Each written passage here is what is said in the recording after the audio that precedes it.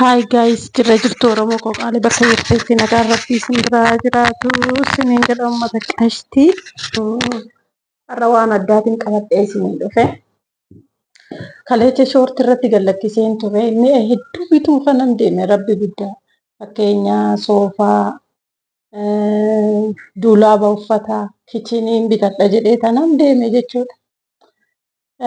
Birrii fi qabadhee deemee fi gatiin jarri himata siruma walitti dhufuu didee achumaan nan bakka kichinii kana bichaa bitadhe gale jechuudha. Akkasii hedduu tokkan jaaladhe baay'ee jechuudha. Akkam jedheen isinitti maamman jaaladhe kana illee isinitti himuu hin danda'u. Maaliif jennaan waan baay'eedhaaf na barbaachifte waan ta'eef akkasii isa kana maala kana maankaa waan akkasiitiif isheen kun tokko qofaadha. Miini isaa immoo baay'ee oriijinaala jechuudha. Isheen kun immoo darajaa 2 qabdi. Keessanis ni qollofama. Kara keessatiin as keessa ni qollofama jechuudha. Amman banuu gaarii isaa. Isheen kun darajaa 2. Okay. Inni kunis 2. Homaan jettu baay'ee san hunda nama hin jibbisiisu. Inni kunis kun 2 dheerina qaba jechuudha. Ani bakka wanni nani jaaladhe inni guddaan ishee tana. Ishee siraamikii tana baay'een jaaladhe. Mukaanis hin jira. Kan mukaatis hin jira. Saraamikiidhanis hin jira. Filannoo keessanii kan mukaa xiqqoo gatiin hin qannasa waan ta'eef haala kanaan bite jechuudha. Rabbi gatii isaa baay'ee guddiidha. Gaamiin isaatis baay'ee bareedaadha. Maaliif jennaan kun miini koolaala haala kanaan taa'a. Akkanatti taa'a jechuudha miini kiyya. Naaf fixu garuu amma tokko jira miti. Rabbi jiruu namatti hadheessa. Haala kanaan isa kana bitee galee waan biraatirree waan hin bitillee hin qabaa isallee isinitti agarsiisa. Wanni isiniin jedhu inni tokko ijoollee biyya hambaa jirtan bi'aansi jechuudha. Biyya alaatirraa uffata akkam binne. Maaliif jennaan isinitti agarsiisaa akkam akka ta'e. Uffata 3 qabdu yoo ta'e baay'ee gahaadha. Uffanni 3 ni gaha jechuudha. Isiniif hedduu gahaadha. Rabbi guddaa. Gaafa as dhufte immoo uffata tokko 2,000 isin bittaa, 3,000 isin bittaa. Uffata akkamii isiniin jedha ka uffattee sirraa bareedu. Okay.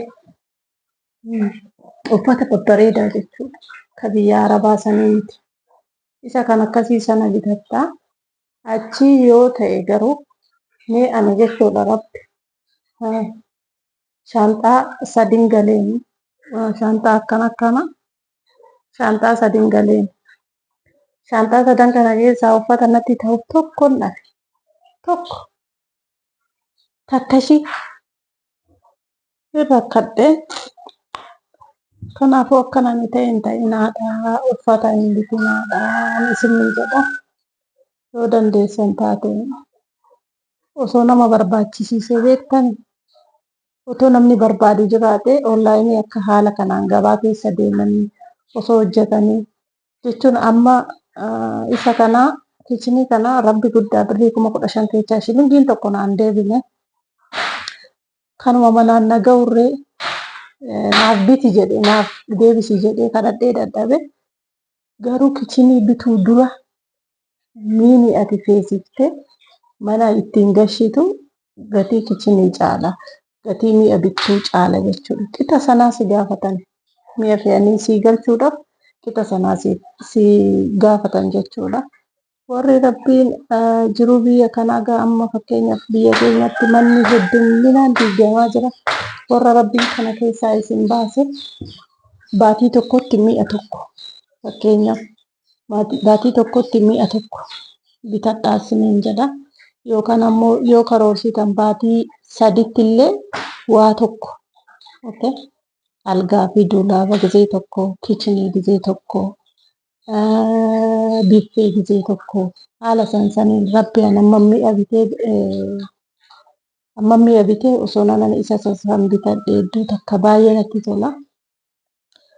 Garuu kana namaan galu wanni ta'eef tureessii gala maleedha. Akkasanitti akkana ta'ee isiniin jedha uummata qashtii kiyyaa baay'ee waan tokko alaa bituun iddoo takka wittiidha. Baay'ee ulfaataa isiniin jedha. Waa hundaafuu rabbiin jiruu jabaattee mara nuuf haa laaffisu. Rabbi kadhadhaa bakkuma jirtanitti ofiin callaqinaati. Cinqiin haa badu. Kan nama milkeessu waaqa waan ta'eef humna keessanillee hin qisaasessinaadha. Itti fayyadamaadha. Okay? Waan hin taanetti hin baasinaati. Itti fayyadamaan isiniin jedha. Kuni dhaamsa kiyyaadha. Wallaalummaa kiyyarraa beekee miti. Akkasaniin isiniin jedha kuma kishinii kana kuma kudha shanii nan bite. Kuma kudha shan keessaa shilingiin takka naaf hin deebine. Amma mi'a koo kana hunda isaatuu gadi guuree tokko tokko isaatiin dhiqee goggogsee keessatti rattabee akkamitti akka ishiin bareeddu immoo isinitti argisiisa. Isiniin jedha uummata fiqirii kiyya. Akkasii fayyaa nagaan dhabinaadha. Nullee warri biyya keessa jirru diinagdeen kishibna goote isin immoo warri biyya hambaa jirtan kun immoo waan dalagaa jirtanitti ofitti jabaadhaa of hin gatinaadha. Nama ebeluun akkana jedhee ebeluun akkas jedhee ebeluun kana ergi jedhee ebeluun kana godhi jedhee yoo jettan jiruu teessan keessaa baatanii boru nama isin gaafatu nama olii isin qabu dhabdanii kaniifuu jabaadhaa cimaati akkam ta'a waan qabda walirra kaawwadhaa isiniin jedhaa fayyaa nagaan dhabinaadhaa. Lafa binna mana binna jettanii cinqii of hin kaayinaa. Maaliif jennaan amma mootummaan tolchee jira waan ta'eef firrii kee hojjettee biliyoona lamaan mana maal fakkaata Finfinnee keessatti kunoo mootummaan gamoo ijaaree gurguraa jira onlaayiniidhaan. Yoo argitan taate saantifa yoo qabaatte galtee bitattee zanaa jettee keessa jiraachuu dandeessa jechuudha. Isa sana wayya maaliif amma mana bittee lafa bittee mana ijaaruun sana caala jechuudha. Birriin amma biliyoona lama biliyoona sadii yoo jedhan waan guddaa isinitti fakkaata. Inni ati ji'aan kuni amma kana fidi kuni amma kana fidi kuni amma kana fidi jedhan.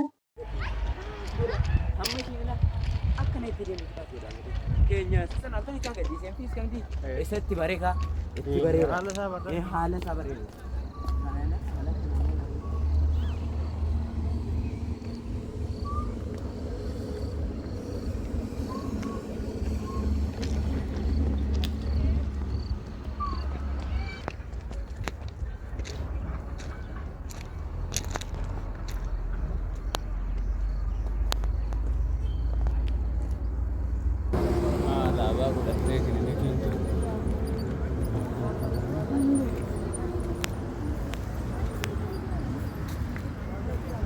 Lafa kanaatti inni ofitti na yaama. Kanatti kootu kan dhufe. Maala addunyaa naannoo jedhamu garaan keessa. As kootu malee. Jiraa dhufu. Jiraa. Gattee madaara. Affeemee guyyaa gad darbe tokko hin dhumne sirba.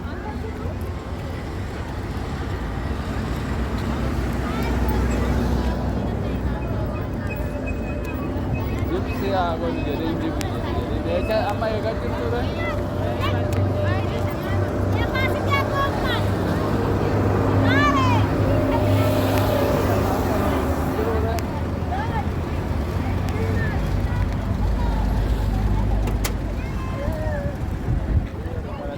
Namarraa argatan sanyiin darbee namni kun gaara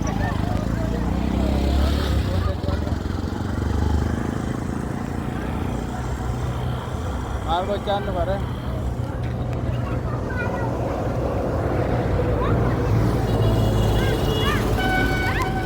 jararraa hoo argattaare